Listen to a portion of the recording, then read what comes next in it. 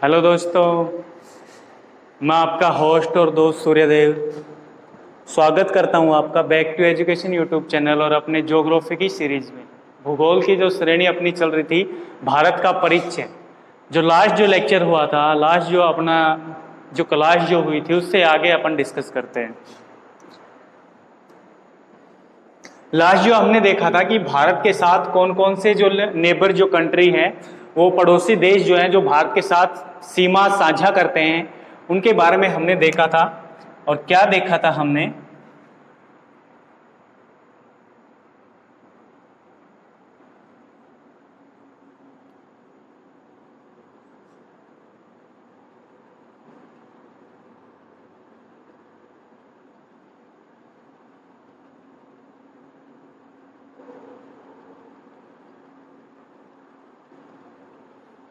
हमने देखा क्या था यहाँ पे, ये था भारत हमने देखा था कि यहाँ से लेके ये पाकिस्तान भारत के साथ सीमा बनाता है, और पाकिस्तान भारत के साथ जो सीमा बनाता है वो बनाता है 3323 किलोमीटर।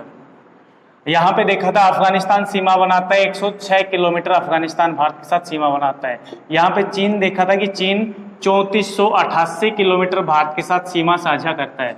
उसके बाद यहाँ पे नेपाल जो है वो भारत के साथ 1751 किलोमीटर सीमा साझा करता है। फिर भूटान, यहाँ पे ये है भूटान भारत के साथ 699 किलोमीटर सीमा साझा करता है। फिर यहाँ पे ये है म्यांमार या बर्मा जो भारत के साथ सीमा साझा करता है वो है 1643 किलोमीटर, ठीक है। और उसके बाद पश्चिमी बंगाल है, यहाँ पे पश्चिम बंगाल भारत के साथ जो सीमा बनाता है 4096.7 किलोमीटर, जो कि भारत के साथ सीमा साझा करने वाला सबसे बड़ा देश है। बांग्लादेश जो है वो भारत के साथ सीमा बनाने वाला है, सीमा साझा करने वाला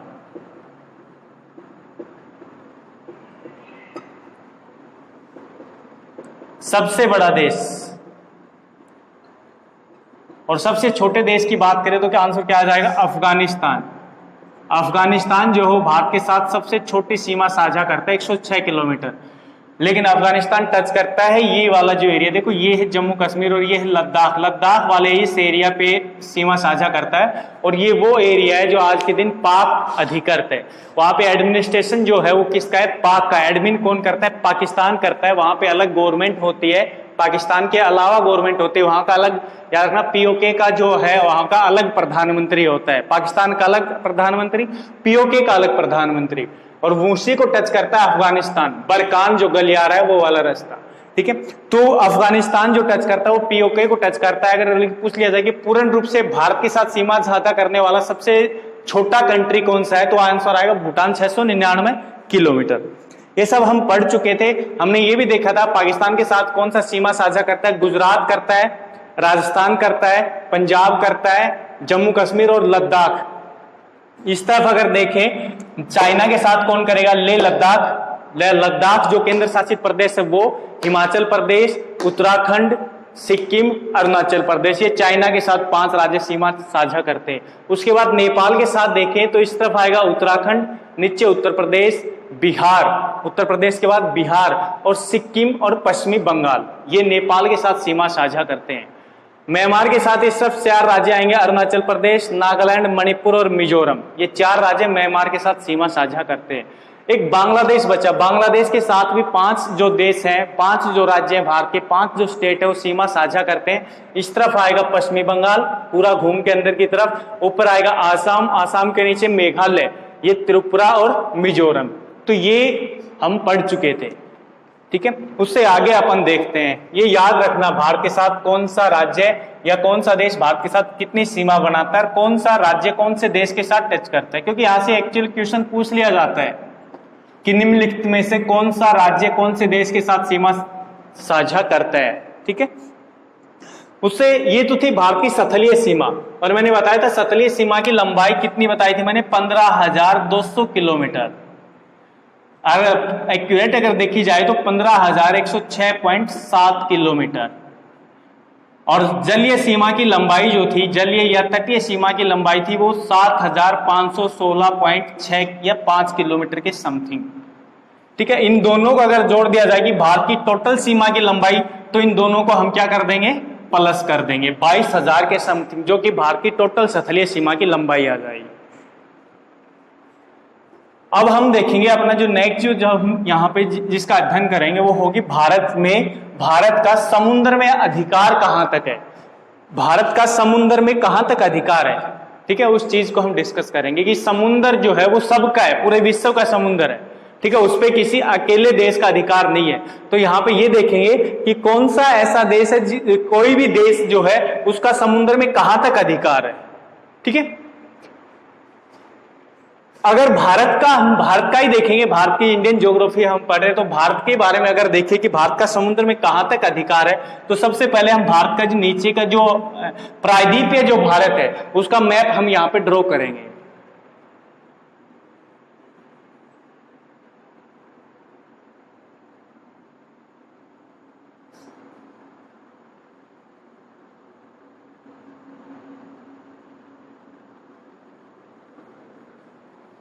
ये भारत का प्रायद्वीपीय भारत या दक्षिण भारत, दक्कन का पठार वाला जो एरिया है वो।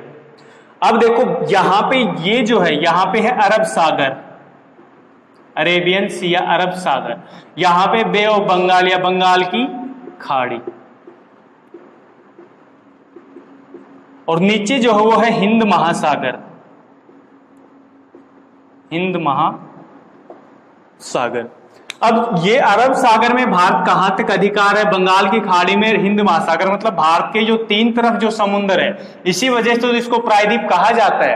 प्रायद्वीप का मतलब यही होता है, प्रायद्वीप का मतलब होता है कोई भी स्थलीय भाग जो तीन तरफ पानी से घिरा होता है उसको क्या कहा जाता है, प्रायद्वीप। इसलिए इसको कहा जाता है प्रायद्वीप भारत। द्वीप किसको कहा जाता है, कोई स्थलीय भाग जो चारों तरफ पानी से घिरा होता है तो उसको कहा जाता है द्वीप कहा जाता है। और महाद्वीप किसको कहा जाएगा, कोई भी बड़ा स्थलीय भाग जो चारों तरफ पानी से घिरा होता है उसको महाद्वीप कह दिया जाता है। महा का मतलब होता है ग्रेट। अब भारत का समुद्र में हम देखेंगे कि समुद्र में भारत का अधिकार कहां तक, अधिकार क्षेत्र।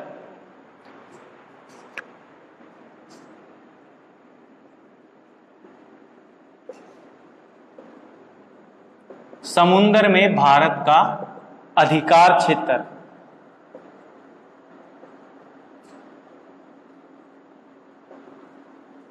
देखो ध्यान से देखना, ये अपना जो टेढ़ा मेढ़ा कटा फटा जो तट है ना, ये कभी अंदर है कभी बाहर है, तो ये हम क्या करेंगे, अपना जो टेढ़ा मेढ़ा जो तटीय जो क्षेत्र है उन सबको क्या कर देंगे, यहां पे मिला देंगे बराबर एक रेखा के द्वारा, ऐसे ऐसे। तो अब यहां पे क्या होगा, जो रेखा जो मैंने यहां पे ड्रॉ की है ना, वो क्या करेगी, इस तटीय जो कटा फटा जो टेढ़ा मेढ़ा जो तट था उसको क्या कर देगी, इक्वल बराबर। अब क्या होगा, ये जो रेखा जो होगी ना, इस रेखा का नाम क्या होगा, यहां पे इसको कहा जाता है आधार रेखा। मतलब यहां से इसी को आधार माना जाएगा समुद्र में कि भारत का अधिकार कहां पे है, उसका आधार कहां से होगा, इसी रेखा से होगा। अब देखो ये है आधार रेखा, और जो टेढ़ा मेढ़ा जो तट जो था अपना, ये आधार रेखा से टेढ़ा मेढ़े जो तट था इसके बीच में भी यहां पे क्या होगा, पानी होगा, पानी होगा। इस पानी को क्या कहा जाता है, जो अंदर जो पानी बच गया इसको कहा जाता है आंतरिक जल, आंतरिक जल। लिखना चाहो तो कि टेढ़े मेढ़े तट और आधार रेखा के बीच स्थित जल को क्या कहा जाता है, आंतरिक जल कहा जाता है। और टेढ़े मेढ़े तट को बराबर करके ड्रॉ करने वाली लाइन को क्या कहा जाएगा, आधार रेखा कहा जाएगा। अब हम देखते हैं कि भारत का अधिकार कहां तक है। हम आधार रेखा से ड्रॉ करेंगे ये चीज, हम आधार रेखा से अगर हम इस तरफ चल रहे हैं, किसी भी तरफ चल रहे हैं, इधर चल रहे हैं उधर चल रहे हैं, समुद्र में किसी भी तरफ भारत की आधार रेखा से अगर हम 12 नॉटिकल मील तक अगर हम चलते हैं, 12 समुद्री मील, देखो समुद्री जो मील होती है ना, एक नॉटिकल मील या एक समुद्री जो मील होती है वो कितने मीटर के बराबर होती है, 1.8 मीटर के बराबर होती है। ठीक है, 1 किलोमीटर और 800 मीटर के बराबर होती है एक नॉटिकल मील। देखो नॉटिकल मील अलग होती है या नॉटिकल माइल्स अलग होती है, और एक माइल्स अलग होती है। नॉटिकल माइल्स होती है समुद्र में दूरी मापने की जो इकाई जो होती है ना, वो होती है नॉटिकल माइल्स या समुद्री दूरी। और एक समुद्री माइल्स किसके बराबर होती है, 1.8 मीटर के बराबर, याद रखना। अब हम जैसे आधार रेखा से 12 नॉटिकल मील आगे चलते हैं, जैसे 12 नॉटिकल मील होता है, ये जो एरिया होगा, ये 12 नॉटिकल मील तक का ये जो एरिया होगा, इस एरिया को जो होगा, पानी का जो क्षेत्र होगा, इसको क्या कहा जाता है? इस पानी के क्षेत्र को कहा जाता है प्रादेशिक समुद्री सीमा या समुद्री क्षेत्र या जलीय क्षेत्र, प्रादेशिक समुद्री सीमा, या इसको क्षेत्रीय सागर भी कह दिया जाता है, क्षेत्रीय सागर या टेरिटोरियल सी, टेरिटोरियल सी। तो ये है प्रादेशिक सीमा या प्रादेशिक क्षेत्र। इस क्षेत्र को कहा जाता है, क्षेत्रीय सागर कह दिया जाता है, प्रादेशिक समुद्री क्षेत्र कह दिया जाता है। अब ये क्षेत्र बनाया क्यों? क्योंकि ये क्या है, इंटरनेशनल कन्वेंशन है, ये संयुक्त राष्ट्र के द्वारा की गई कन्वेंशन है कि हर देश का समुद्र में, ऐसा नहीं कि चाइना जो होगा वो पूरे समुद्र पे अपना अधिकार जमाएगा, अमेरिका होगा पूरे क्षेत्र में अपना अधिकार जमाएगा। उसी चीज को देखते हुए कन्वेंशन बनाए गए हैं संयुक्त राष्ट्र के द्वारा कि हर देश का समुद्र में उस देश के साथ जो सीमा साझा करता है वो समुद्र, वहां पे उस देश का अधिकार कहां तक होगा। ठीक है, ये जरूरी भी था, यूनाइटेड नेशन का कन्वेंशन है, ये अंतरराष्ट्रीय कन्वेंशन से, ये हर देश को मानना पड़ता है इनको। तो प्रादेशिक समुद्री सीमा, अब प्रादेशिक जो समुद्री सीमा होगी उसमें होगा क्या, मतलब यहां तक भारत को क्या करने का अधिकार है। तो याद रखना, यहां तक या यहां पर भारत को पूर्ण अधिकार, मतलब यह इस एरिया में भारत कुछ भी कर सकता है, पूर्ण अधिकार। 12 नॉटिकल मील जो प्रादेशिक समुद्री जो क्षेत्र है या टेरिटोरियल जो सी है, उसमें भारत को पूर्ण कंप्लीट राइट है, यहां पे भारत कुछ भी कर सकता है, तो भारत को संपूर्ण अधिकार है यहां पे। अब जैसे ही यहां से आगे चलते हैं, आधार रेखा से जैसे ही आगे चलते हैं, और यहां पे ये जो डिस्टेंस जो होगी, यहां पे जो दूरी होगी वो होगी 24 नॉटिकल मील, 24 नॉटिकल मील। और 24 नॉटिकल मील तक का जो ये जो क्षेत्र हो जाएगा, ये वाला समुद्र में समुद्री जो क्षेत्र होगा, यहां पे इस क्षेत्र को क्या कहा जाएगा? ये जो क्षेत्र होगा 24 नॉटिकल मील वाला जो क्षेत्र होगा, इसको क्या कहा जाएगा यहां पे? तो याद रखना, इसको कहा जाएगा एविंशन मंडल। ये नाम जरूर याद रखने, एविंशन मंडल, एविंशन मंडल कहा जाता है इसको, एविंशन मंडल। इसका एक दूसरा नाम भी है, संलग्न क्षेत्र,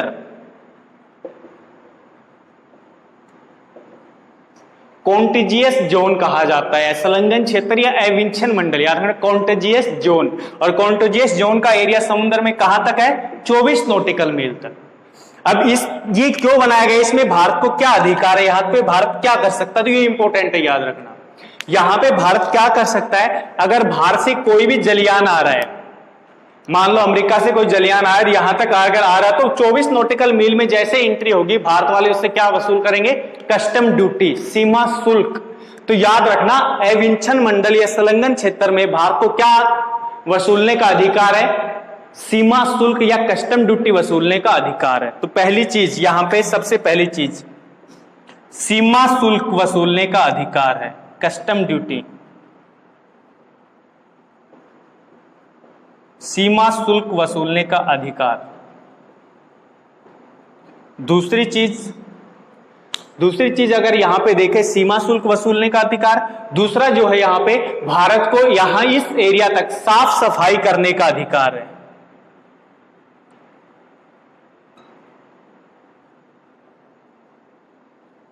साफ सफाई करने का अधिकार। तीसरा जो है वो हो ही गया है, इसी में ऐड हो गया। सीमा शुल्क का मतलब क्या होगा? यहां पे भारत को कौन सा अधिकार है? वित्तीय अधिकार भी प्राप्त है, वित्तीय अधिकार या सीमा शुल्क वसूलने का अधिकार प्राप्त है। तो एक ही बात है, वित्तीय अधिकार प्राप्त है या सीमा शुल्क वसूलने का अधिकार प्राप्त है। और दूसरा जो बताया मैंने, साफ सफाई करने का अधिकार है इस क्षेत्र में। कौन से क्षेत्र में? एविंशन मंडल या संलग्न क्षेत्र या कॉन्टिजियस जोन में। अब तीसरा जो एरिया जिसको बांटा गया है वो क्या होगा?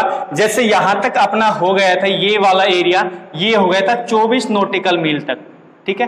अब 24 नॉटिकल मील से जैसे अपन आगे चलते हैं, 24 नॉटिकल मील से जैसे आगे चलते हैं तो आएगा 200 नॉटिकल मील, 200 समुद्री माइल्स। अब 200 नॉटिकल मील वाले एरिया को क्या कहा जाता है? तो 200 नॉटिकल मील तक का जो एरिया होगा, 200 नॉटिकल मील तक का, सर हेलो एक बार चेक करना आ रहा है क्या? नीचे आ रहा है ये यहां पे। तो ये 200 नॉटिकल मील तक का जो एरिया है उसको क्या कहा जाएगा? 200 नॉटिकल मील वाले एरिया को क्या कहा जाएगा? यहां पे जो 200 नॉटिकल मील तक का जो एरिया है उसको कहा जाता है अनन्य आर्थिक क्षेत्र। हिंदी में अगर देखें हम, अनन्य आर्थिक क्षेत्र, इसको कहा जाता है अनन्य आर्थिक क्षेत्र।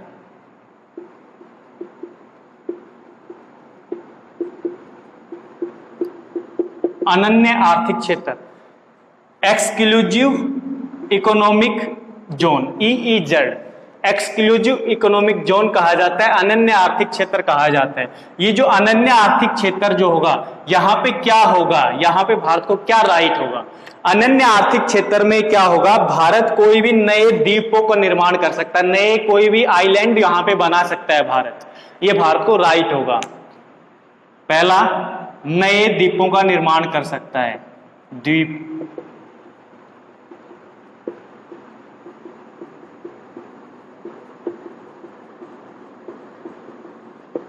नए द्वीपों का निर्माण कर सकता है। दूसरी चीज अगर यहां पे देखे जाए इसके बारे में, तो ये जो क्षेत्र होगा ना, यहां पे भारत जितने भी प्राकृतिक संसाधन होंगे ना इस एरिया में, जितने भी नेचुरल रिसोर्स होंगे, उन सब का यहां पे दोहन कर सकता है भारत। दोहन कर सकता है, केवल पूर्ण अधिकार नहीं हुआ, दोहन कर सकता है। संसाधनों, प्राकृतिक संसाधनों का दोहन कर सकता है, प्राकृतिक संसाधनों का दोहन कर सकता है। तीसरी चीज अगर यहां पे देखें, कोई भी वैज्ञानिक अगर अनुसंधान करना है, यहां पे कोई भी रिसर्च करने साइंस से रिलेटेड, वो यहां पे भारत कर सकता है इस एरिया तक। वैज्ञानिक अनुसंधान करने का अधिकार, वैज्ञानिक अनुसंधान करने का अधिकार, ये कौन से क्षेत्र में? ये तीनों चीजें, ये है अनन्य आर्थिक क्षेत्र में, ईईजेड में, एक्सक्लूसिव इकोनॉमिक जोन में भारत क्या कर सकता है? कोई भी नए द्वीपों का निर्माण कर सकता है। दूसरी चीज, प्राकृतिक संसाधनों का दोहन कर सकता है। तीसरी जो चीज है, वैज्ञानिक अनुसंधानों जो है वो करने का अधिकार है, यहां पे लगाने का अधिकार है भारत को। ठीक है, ये तो था भारत में समुद्र में भारत का जो अधिकार था, समुद्र में भारत का अधिकार। अब क्या होगा? इससे आगे का जो क्षेत्र होगा, जो 200 नॉटिकल मील से आगे का जो क्षेत्र होगा, उसको क्या कहा जाएगा? तो यहां पे याद रखना, यहां इस क्षेत्र से अगर हम आगे निकल जाते हैं, 200 नॉटिकल मील से अगर हम आगे निकल जाते हैं, तो उस क्षेत्र को क्या कहा जाएगा? उस क्षेत्र को कहा जाएगा, 200 नॉटिकल मील से आगे तक के क्षेत्र को क्या कहा जाएगा? उच्च सागर, उसको कहा जाएगा उच्च सागर, हाई सी, उच्च सागर क्षेत्र कहा जाएगा। उस क्षेत्र में क्या होगा? सभी देशों का बराबर अधिकार होगा, सभी देशों का बराबर अधिकार, सभी देशों का इक्वल राइट होगा। वहां पे कोई भी देश आके कुछ भी कर सकता है। ठीक है, सभी देशों का बराबर अधिकार होगा। और यही कन्वेंशन चाइना पे लगा रहे हैं, वो जो दक्षिणी चाइना जो सी है, दक्षिणी चीन सागर है ना, उस पे चाइना पूरे के पूरे समुद्र पे दावा करता है। ठीक है, पूरे के पूरे समुद्र पे दावा करता है। वही एक विवाद का भी विषय है, दक्षिणी चीन सागर। और इसी वजह से बार बार अमेरिका इस क्षेत्र में आके हस्तक्षेप करता है। ठीक है, ये फिलीपींस जो है, इसलिए फिलीपींस हो गया, वियतनाम हो गया, इन जो सारे देश जो दक्षिणी चीन सागर से लगे उन सबको दबा के रखता है कौन? चाइना। और वो दक्षिणी चीन सागर एक अच्छी मतलब जो है आर्थिक रूप से उसका बहुत महत्व है। क्यों महत्व है? क्योंकि यहां से कोई भी व्यापार होगा अमेरिका के साथ अगर जाना होगा तो इंडोनेशिया के ऊपर से जो मलक्का जो है यहाँ पे, वहां से होता हुआ कहां जाना पड़ेगा? अमेरिका। तो दक्षिणी चीन सागरी वो एरिया है जहां पे व्यापार होता है और उस पूरे क्षेत्र पे चाइना अपना अधिकार देखता है। तो उस पर अपन चर्चा करेंगे विषय से कि क्या विवाद का विषय, जो विवाद जो अपना जो हम पढ़ेंगे चाइना से रिलेटेड। तो ये था भारत में जहां तक समुद्र में भारत का अधिकार था। ठीक है, हम इसको रफ करते हैं।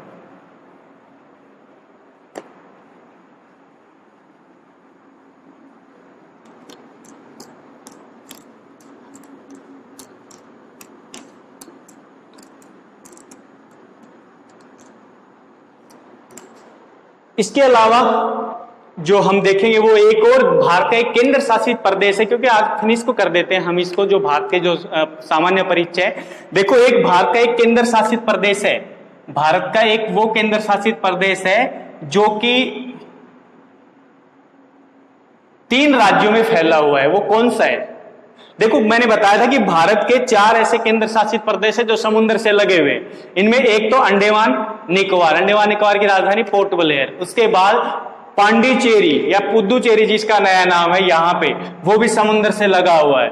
उसके बाद पहले क्या होते थे? 4 होते थे, एक होता था दमन और दीव और एक लक्षद्वीप। लेकिन याद रखना अब भी क्या होगा, दमन और दीव और दादरा नगर हवेली को एक ही कर दिया गया।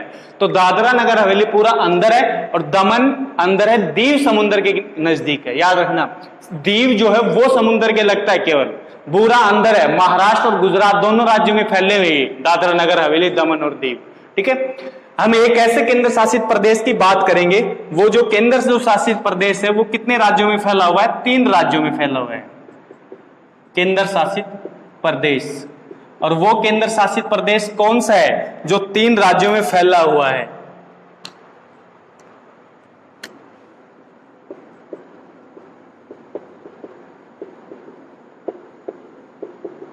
वो केंद्र शासित प्रदेश जो 3 राज्यों में फैला हुआ है वो होगा पुदुचेरी,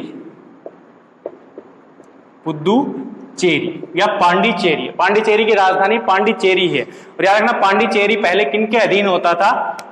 बताओ किसके अधीन होता था? कमेंट करके बताना किसके अधीन होता था पांडिचेरी पहले। गोवा किनके अधीन होता था और पांडिचेरी किनके अधीन होता था? किनके मतलब अंग्रेजों के अधीन, फ्रांसीसियों के अधीन, पुर्तगाल के अधीन, डच के अधीन। आजादी के बाद ये आजाद हुआ है, तो बताना किसके अधीन था पांडिचेरी। अब पांडिचेरी के बारे में अगर हम देखेंगे तो यहाँ पे एक राज्य है और ये राज्य है तमिलनाडु। ठीक है, और यहाँ पे जो राज्य ये है केरल, और ऊपर जो राज्य ये है आंध्र प्रदेश। आंध्र प्रदेश, ये तमिलनाडु और ये केरल। अब पांडिचेरी के बारे में अगर देखें तो पांडिचेरी 3 राज्यों में फैला हुआ है। पहला जो है पांडिचेरी वो यहाँ पे, ये पांडिचेरी मुख्य जो पांडिचेरी है, या पुदुचेरी हम बोलेंगे आज के दिन इसको, पुदुचेरी। यहाँ पे याद रखना, पांडिचेरी कौन से राज्य में पड़ता है? पांडिचेरी जो केंद्र शासित प्रदेश है उसका क्षेत्र कौन से राज्य के अंदर पड़ता है? तमिलनाडु के अंदर। यह है पांडिचेरी। अब पांडिचेरी से थोड़ा नीचे चलते, देखो याद रखना, पांडिचेरी जो केंद्र शासित प्रदेश है ना, इसमें 4 जिले हैं। पांडिचेरी केंद्र शासित प्रदेश में कितने डिस्ट्रिक्ट है? 4 डिस्ट्रिक्ट है पांडिचेरी में। पहला जो डिस्ट्रिक्ट है वो हो गया जो हमने लिखा मेन जो पुदुचेरी है, मुख्य पांडिचेरी, पुदुचेरी। दूसरा जो होगा यहां पे वो होगा कराईकल। तीसरा जो होगा वो होगा माहे, जो कि जनसंख्या में सबसे छोटा जिला है भारत का। 4 जो नंबर पे होगा वो होगा यनम। ये 4 जिले हैं और चारों जिले किसका हिस्सा है? पुदुचेरी का। लेकिन चारों जिले पड़ते कहां पे, वो चीज को देखते हैं। देखो, ये तो है मुख्य पांडिचेरी या पुदुचेरी, जो कहां पड़ता है, कौन से राज्य में? तमिलनाडु में पड़ता है ये। उसके बाद मुख्य पांडिचेरी के पास एक और जगह है कराईकल, जो कौन से केंद्र शासित प्रदेश का जिला है? पुदुचेरी का ही। तो पुदुचेरी और कराईकल दोनों कहां पड़ते हैं? तमिलनाडु राज्य में। अब माहे को अगर देखें हम, माहे पड़ता है केरल में। ये है माहे। माहे याद रखना है कौन से राज्य का हिस्सा? पुदुचेरी का, लेकिन पड़ता कहां पे? केरल में पड़ता है। अब एक और बच गया यनम, यहां पे ये है यनम। तो याद रखना, पांडिचेरी वो केंद्र शासित प्रदेश है जिसके जो क्षेत्र है वो कितने राज्यों में स्थित है? 3 राज्यों में। ठीक है, सीमा नहीं लगा बता रहा मैं कि कौन से केंद्र शासित प्रदेश की सीमा 3 राज्यों से लगती है, नहीं। कौन सा केंद्र शासित प्रदेश है जो 3 राज्यों में फैला हुआ है? माहे केरल, मुख्य पुदुचेरी कराईकल तमिलनाडु में है, आंध्र प्रदेश में है यनम। ठीक है, उसके अलावा अगर 2 पूछ लिया जाए तो आंसर आएगा दादर नगर हवेली या दमन दीव, जिनको एक बना दिया गया है, दोनों को मिक्स कर दिया गया है। और वो कब किया गया है, मिलाया कब गया है, विलय कब किया गया है उनका? 26 जनवरी 2020 को दोनों का विलय कर दिया गया है।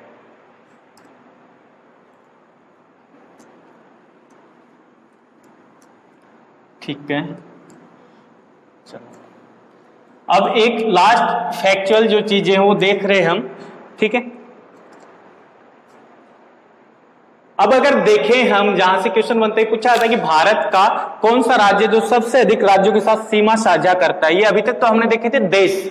अब राज्यों की बात करें कि भारत का कौन सा राज्य जो सबसे अधिक राज्यों के साथ सीमा निर्धारित करता है, सीमा बनाता है। अब ऊपर की अगर हम बात करें, मैं मैप नहीं बनाऊंगा, ड्रॉ नहीं करूंगा, यहाँ पे बता देता हूं वैसे ही। देखो यहाँ पे अपना एक राज्य है जिसकी सबसे ज्यादा जनसंख्या, वो है यूपी, उत्तर प्रदेश। उत्तर प्रदेश की राजधानी है लखनऊ, नवाबों का शहर। अब उत्तर प्रदेश जो है उसकी सीमा कितने राज्यों के साथ लगती है? 8 राज्यों के साथ। 8 राज्यों के साथ सीमा बनाता है उत्तर प्रदेश। वो 8 राज्य है कौन कौन से जिनके साथ उत्तर प्रदेश सीमा बनाता है? देखो सबसे पहले जो सीमा बनाएगा वो बनाएगा यहां पे, इसी से अलग करके एक राज्य बनाया गया था, उत्तराखंड। उत्तराखंड इसी राज्य यूपी से अलग करके बनाया गया था। उत्तराखंड की राजधानी है देहरादून, लेकिन देहरादून के अलावा एक और नई राजधानी याद रखना, उत्तराखंड की गैरसैंण, जो इसको राजधानी का दर्जा दे दिया गया था। अब की बार विधानसभा का सेशन वहीं पे हुआ था।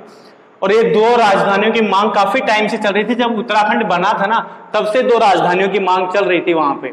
मांग क्यों चल रही थी? देखो ये उत्तराखंड जो है एक पहाड़ी क्षेत्र है, एक पहाड़ी क्षेत्र है। उत्तर प्रदेश का जो पहाड़ी क्षेत्र था उसी को काट के क्या बना दिया गया, जो हिमालय में जो क्षेत्र पड़ता था उसको उत्तराखंड कहा गया। और बनाया कब? 2000 में, अटल बिहारी वाजपेयी की सरकार थी उस टाइम इसको बनाया गया। उस टाइम भारत के 3 राज्य बने थे, उत्तराखंड, छत्तीसगढ़ और झारखंड। अब उत्तराखंड, देखो ये स्टेट है उत्तराखंड, ऐसे उत्तराखंड की जो राजधानी वो है देहरादून, यहां पे देहरादून। और जो मैं जिस राजधानी का जिक्र जो कर रहा हूं वो है गैरसैंण, यहां पे गैरसैंण। अब देखो क्यों इस दूसरी राजधानी का यहां पे आवश्यकता क्यों पड़ी, नीड क्यों थी यहां पे? क्योंकि देहरादून जो है वो ज्यादा हाइट पे नहीं है। देहरादून ज्यादा हाइट पे, 500-600 मीटर हाइट पे, और यहाँ पे विधानसभा होगी तो सारे के सारे एमएलए यहीं बैठे रहेंगे ना। ऊपर जाके कौन देखेगा? कोई नहीं जाएगा ऊपर, पहाड़ी वाला जो एरिया, जो अधिक जहां पे बर्फ गिरती है, हाई जो एल्टीट्यूड वाला जो एरिया, वहां पे कोई नहीं जाएगा, सारे यहाँ पे बैठे रहेंगे। तो ऊपर जो क्षेत्र है उसकी प्रॉब्लम कैसे पता लगेगी, जो अपने जो विधायक है उनको। तो इस वजह से राजधानी यहाँ पे, इन लोगों की काफी समय से ये मांग थी कि राजधानी यहाँ पे होनी चाहिए ताकि इस क्षेत्र का भी विकास हो सके। इसी वजह से बहुत ज्यादा डिमांड थी। इसी वजह से याद रखना उत्तराखंड की नई राजधानी बना दी गई गैरसैंण। और इस राजधानी का ये काफी पहले से चर्चा में थी। याद रखना देहरादून कभी भी ऑफिशियली राजधानी नहीं थी उत्तराखंड की, अंतरिम राजधानी का दर्जा दिया गया था उत्तराखंड को, केवल अंतरिम राजधानी। ठीक है। अब उत्तराखंड के बाद अगर देखी जाए तो यहाँ पे थोड़ी सी सीमा जो साझा करता है, ये जो उत्तर प्रदेश है थोड़ी सी सीमा साझा करता है हिमाचल प्रदेश के साथ, हिमाचल प्रदेश के साथ। अब यहां नीचे जो आएगा वो अपना ग्रेट हरियाणा है ना। अब उससे नीचे अगर देखेंगे तो सीमा जो लगेगी, यहां पे थोड़ी सीमा लगेगी, वो लगेगी राजस्थान की, राजस्थान। अब राजस्थान से नीचे जो सीमा लगेगी यहां पे वो लगेगी मध्य प्रदेश की, मध्य प्रदेश। और मध्य प्रदेश से साइड में यहां पे जो सीमा लगेगी वो लगेगी छत्तीसगढ़, छत्तीसगढ़। और छत्तीसगढ़ के बाद सीमा लगेगी झारखंड, झारखंड के बाद इस तरफ जो सीमा लगेगी वो लगेगी बिहार। और ऊपर कौन सा देश लग जाएगा? नेपाल। तो याद रखना 1 2 3 4 5 6 7 और 8, ये 8 राज्य जो किसके साथ सीमा बनाते हैं? उत्तर प्रदेश। उत्तर प्रदेश के साथ सबसे ज्यादा राज्यों के साथ सीमा बनाने वाला भारत का राज्य है, ये है नंबर 1 पे। अब उसके बाद अगर दूसरा पूछ लिया जाए कि दूसरा उत्तर प्रदेश के बाद सबसे ज्यादा सीमा बनाने वाला जो राज्य है वो कौन सा है, दूसरे राज्य की अगर मैं बात करूं तो वो आएगा असम, असम राज्य। देखो असम ऐसे फैला हुआ है, ऐसे असम,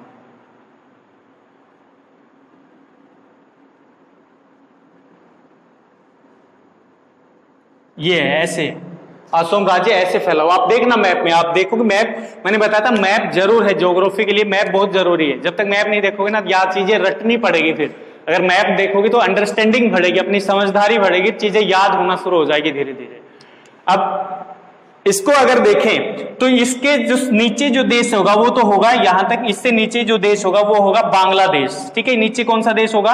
बांग्लादेश, जिसको हम डिस्कस नहीं करेंगे अभी, बांग्लादेश। इसके सामने से जो राज्य टच कर रहे हैं ना वो है पश्चिमी बंगाल। एक राज्य कौन सा होगा? पश्चिमी बंगाल। पश्चिमी बंगाल हो गया। उसके बाद जो अंदर जो राज्य ये है मेघालय, मेघालय, मेघालय राज्य हो गया। अब मेघालय से इस तरफ अगर देखें तो ये जो अंदर की तरफ जो गया हुआ है ऐसे, ये है त्रिपुरा, त्रिपुरा। और इस तरफ कौन सा है? मिजोरम, मणिपुर, नागालैंड, और ऊपर कौन सा? अरुणाचल प्रदेश। 1 2 3 4 5 6 और 7।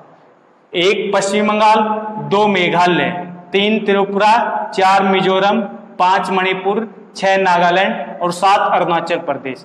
तो ये वो 7 राज्य हैं जो आसाम के साथ सीमा निर्धारित करते हैं। तो आसाम सबसे अधिक सीमा निर्धारित करने वाले राज्यों में कौन सा नंबर है? दूसरा नंबर आसाम का। ठीक है। अब अगर तीसरा अगर देखा जाए आसाम के बाद अगर देखा जाए कि तीसरा भारत का वो राज्य जो सबसे ज्यादा सीमाओं के साथ निर्धारित कर रहा है, तो पहले वो नाम नहीं होता था, लेकिन 2000 में वो राज्य बनने के बाद उस राज्य का नाम भी आने लगा। केवल नाम याद रख लेना। उसके बाद आएगा छत्तीसगढ़। छत्तीसगढ़ राज्य कौन से राज्य से लेकर के बनाया गया था? मध्य प्रदेश से। छत्तीसगढ़ की राजधानी रायपुर। ठीक है। तो छत्तीसगढ़ आज के दिन कितने राज्यों के साथ सीमा निर्धारित करता है? छत्तीसगढ़ भी 7 राज्यों के साथ। जब तेलंगाना नहीं बना था ना, तेलंगाना राज्य बनाया गया आंध्र प्रदेश से अलग करके। 2 जून 2014 को तेलंगाना बनाया गया, और तेलंगाना बनने के बाद छत्तीसगढ़ की सीमा भी कितने राज्यों के साथ लगने लगी? 7 राज्यों के साथ। देख लेना आप मैप में, 7 राज्यों के साथ सीमा बनती है। अब अगर आगे देखा जाए, एक और राज्य देख लिया जाए 6 राज्यों के साथ, तो वो आएगा महाराष्ट्र। महाराष्ट्र की जो राजधानी है वो बताना कमेंट करके कौन सी है, बता ही देता हूं मैं यार। 6 राज्यों के साथ सीमा निर्धारित करता है। ठीक है, सीमा साझा करता है भारत के 6 राज्यों के साथ। अगर याद रखना, महाराष्ट्र की भी 2 राजधानियां हैं। महाराष्ट्र की भी 2 राजधानियां हैं, एक मुंबई है और दूसरी है नागपुर। महाराष्ट्र की भी कितनी राजधानियां हैं? 2, मुंबई और नागपुर। ये थे सबसे अधिक राज्यों के साथ सीमा निर्धारित करने वाले। अब सबसे कम राज्यों की अगर मैं बात करूं कि सबसे कम राज्यों के साथ सीमा कौन सा राज्य है जो सबसे कम राज्यों के साथ सीमा निर्धारित करता है? अब सबसे छोटी या सबसे कम की बात करूं मैं यहां पे कि जो सबसे कम राज्यों के साथ सीमा बनाता है वो राज्य कौन सा है? सबसे कम राज्यों के साथ सीमा, सबसे कम राज्यों के साथ सीमा। अगर सबसे कम राज्यों के साथ बॉर्डर की बात करूं तो वो कौन सा राज्य है भारत का जो सबसे कम राज्यों के साथ सीमा बनाता है? तो वो सबसे पहला तो आपने अभी देखा, आपके सामने एक राज्य देखो, मेघालय वो राज्य जो तीनों तरफ से किससे घिरा हुआ है? आसाम से घिरा हुआ है। और नीचे कौन सा देश है? बांग्लादेश। तो एक तो वही हो गया मेघालय। कौन सा राज्य हो गया? मेघालय। मेघालय की जो सीमा लगती है भारत में वो केवल और केवल एक ही राज्य से लगती है, और वो राज्य कौन सा आएगा? आसाम। ठीक है। दूसरा अगर हम देखें यहां पे आसाम के मेघालय के बाद जो दूसरा जो नंबर आएगा वो आप देखना मैप में आप देखोगे सिक्किम राज्य मिलेगा ऐसे। और सिक्किम जो राज्य, इस तरफ नेपाल, इस तरफ भूटान, ऊपर चाइना, और नीचे जो राज्य जो लगा हुआ वो है पश्चिमी बंगाल। तो एक हो गया सिक्किम राज्य, सिक्किम लगेगा पश्चिमी बंगाल से, केवल और केवल एक राज्य। तो याद रखना ये 2 राज्य जो सबसे कम राज्यों के साथ सीमा साझा करते हैं, एक एक राज्य। ठीक है।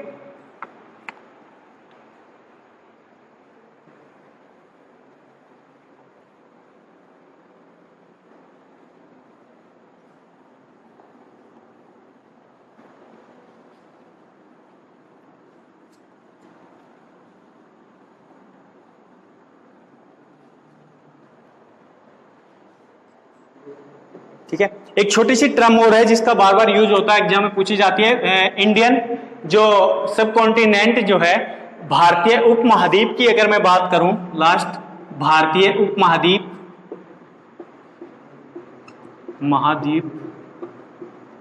भारतीय उपमहाद्वीप से पूछा जाता है कि निम्नलिखित में से कौन सा जो राज्य जो देश है जो भारतीय उपमहाद्वीप में नहीं पड़ता?